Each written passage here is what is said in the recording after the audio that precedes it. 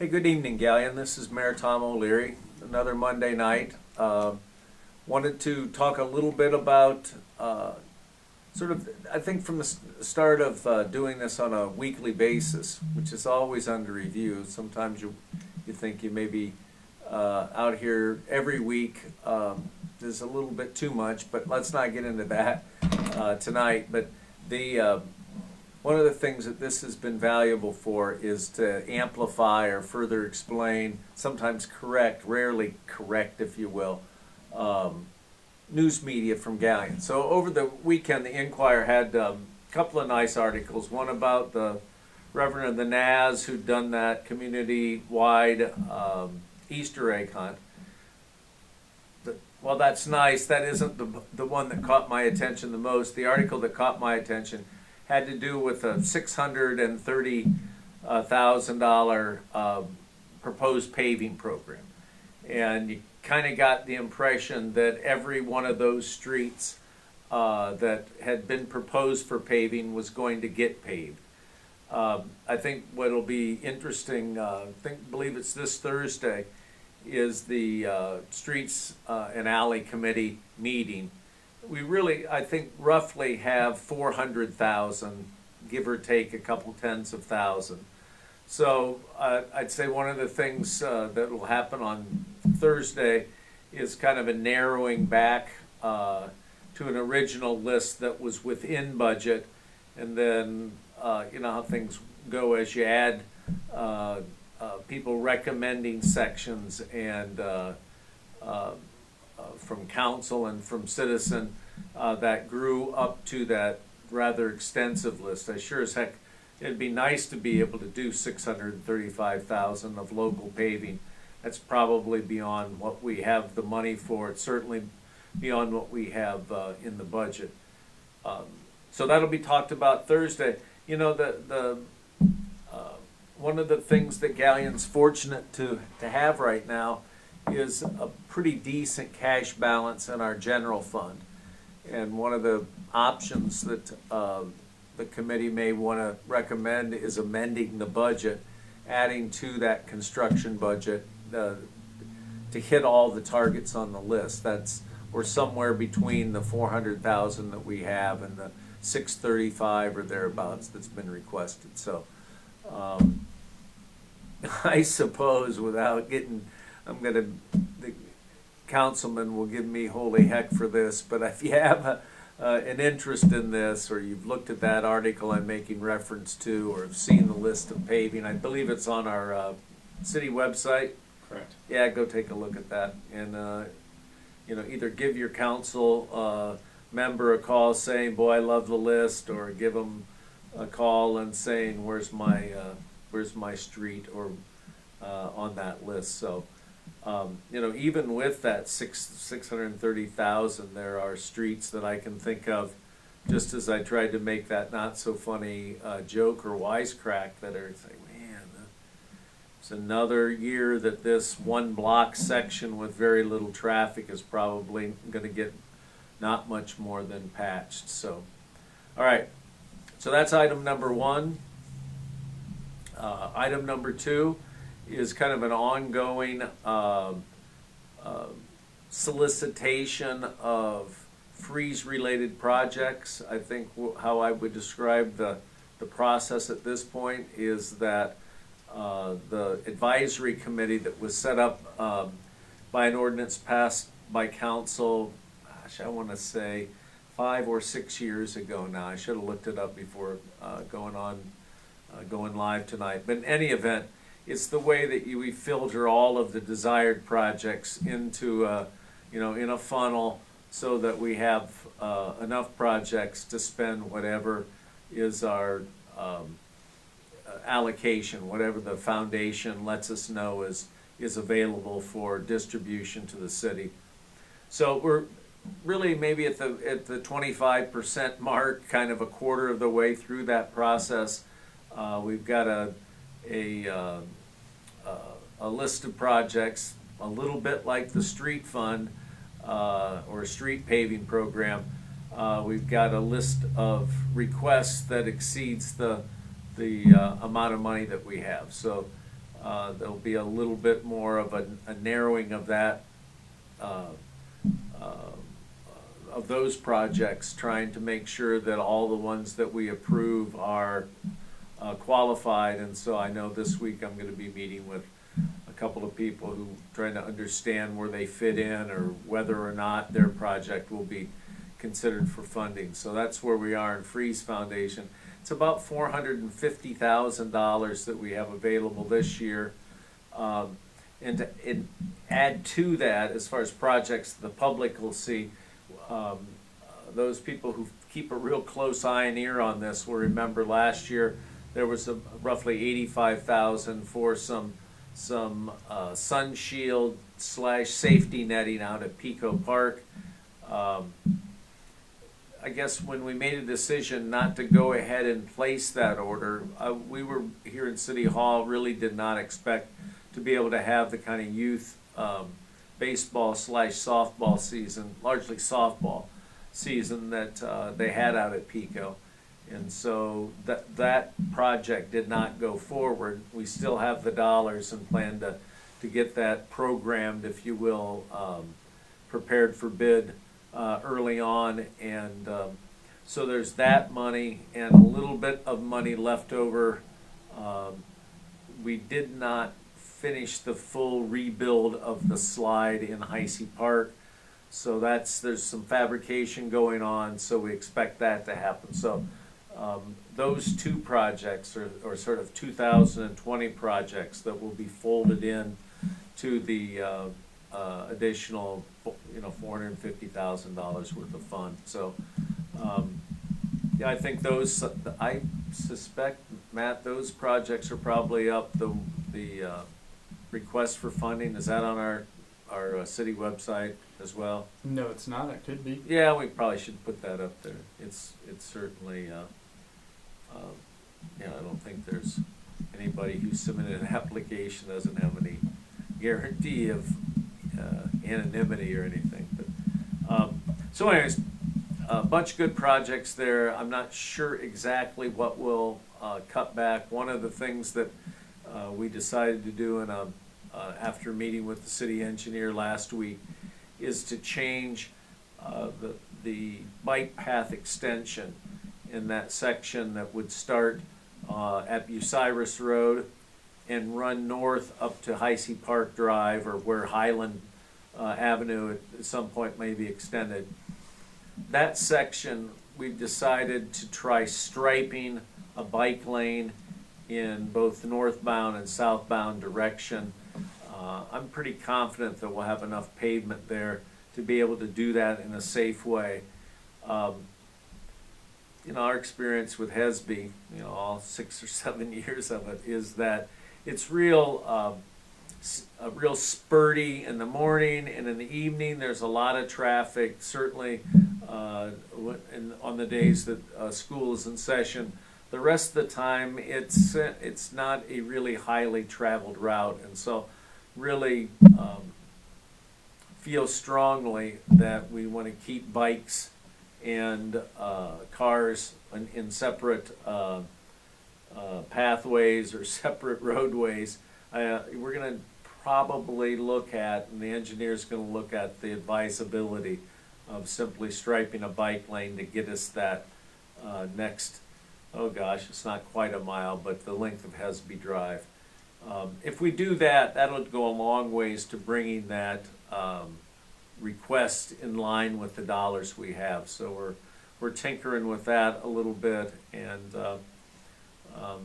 so that's about what I have to report on as we kind of inch forward. We're going to make contact on what I would call the south end, the wastewater treatment plant to Biddle Road leg.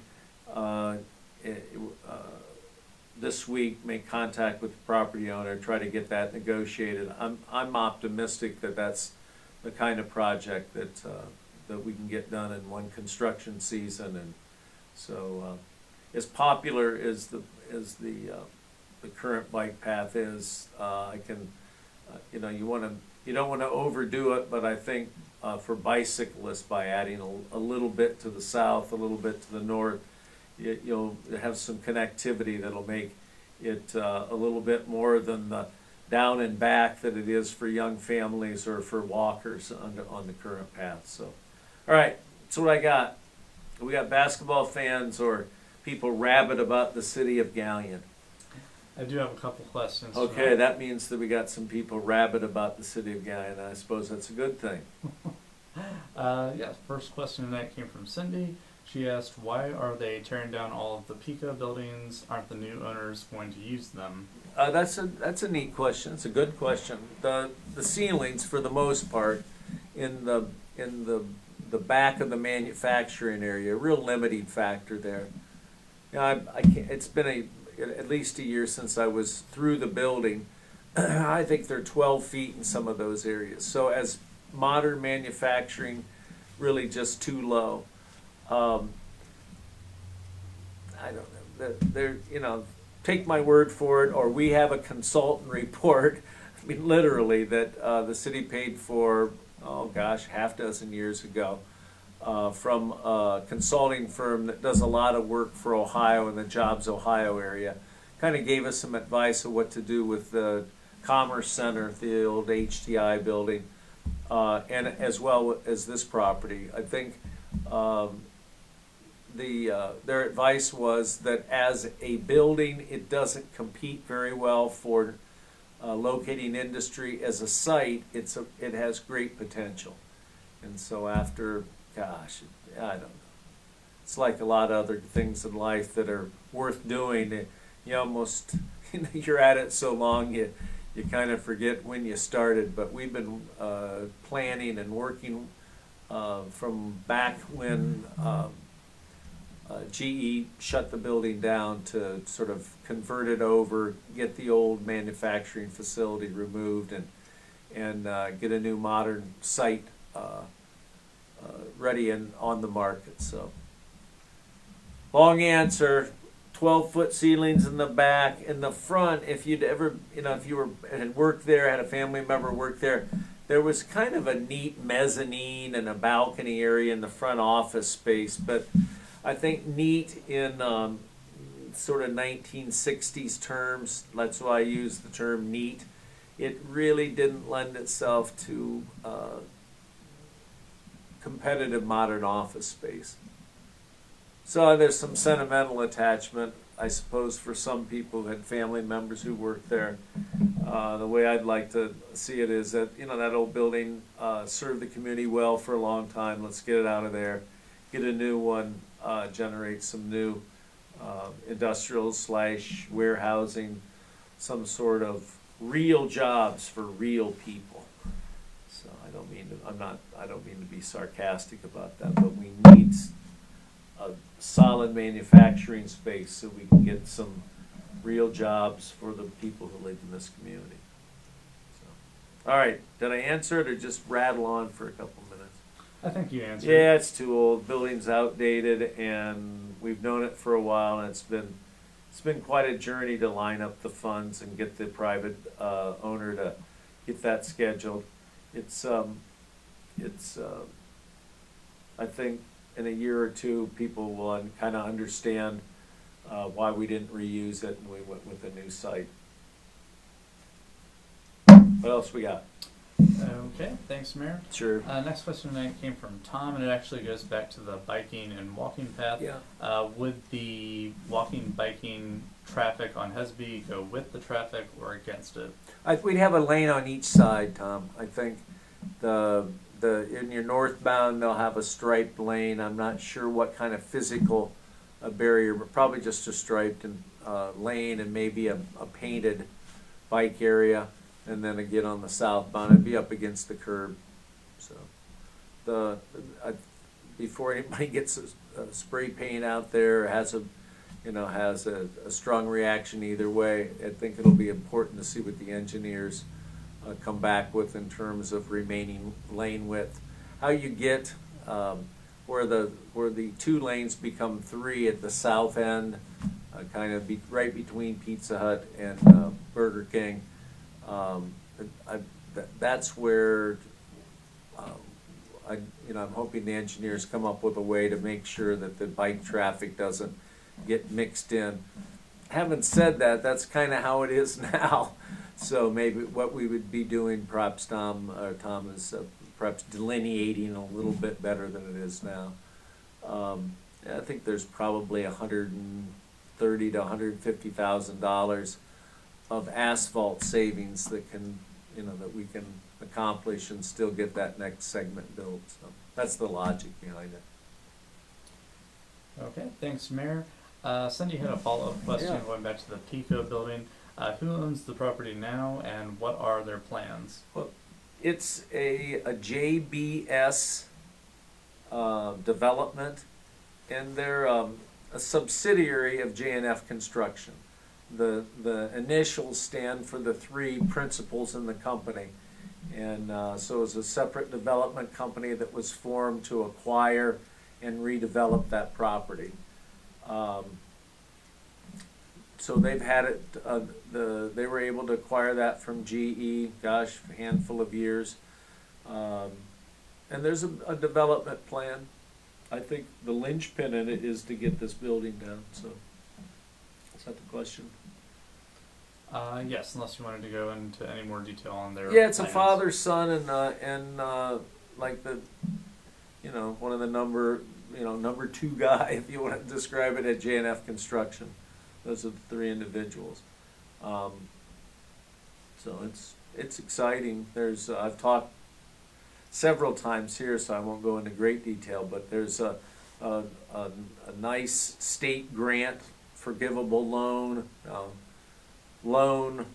forgivable to a grant. I don't know. I don't quite understand how those work, but there's a nice state financing deal that was put together for this project. So it enables them to demolish and then have some favorable financing to put up a new spec building, a new industrial building for us to market here in the community. So again,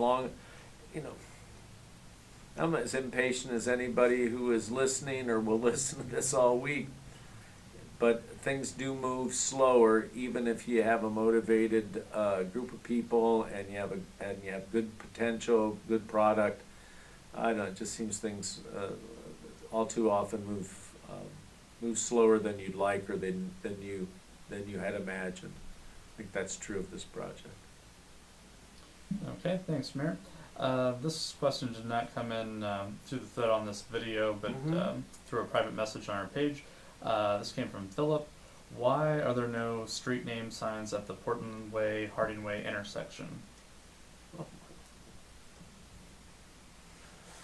I don't know, Philip. That's a good question.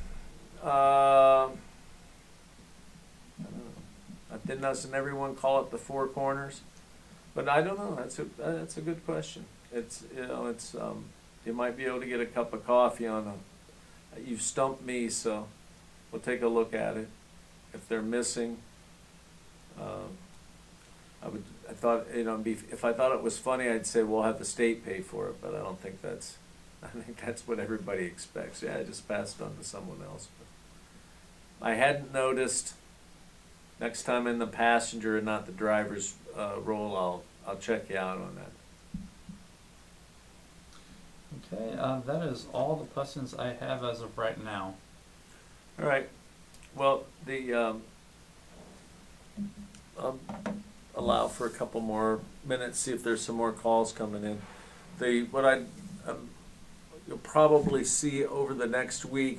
I know I talked about this last week. This is one of those times when there are 3 weeks between council meetings, and so